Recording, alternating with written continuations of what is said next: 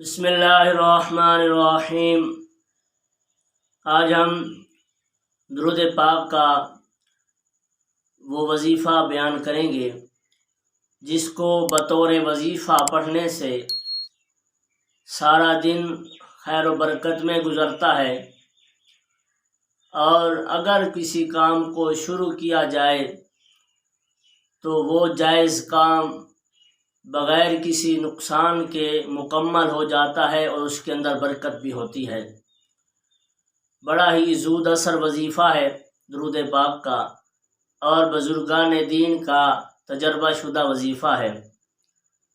اس وظیفے کے پڑھنے سے دین اور دنیا کی بھلائیاں نصیب ہوتی ہیں، اور دنیاوی اور دینوی فائدہ ملتا ہے اور دل جمی نصیب ہوتی ہے۔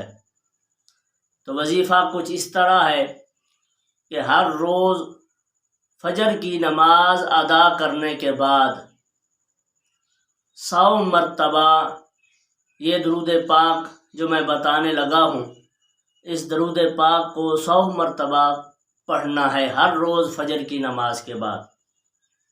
اب وہ درود پاک کیا ہے؟ وہ درود پاک یہ ہے کہ اللہم صلی علی محمد وعلی آل محمد کلما ذکرہ الذاکرون وکلما سہا عنہ الغافلون وعلی آل محمد وبارک وسلم۔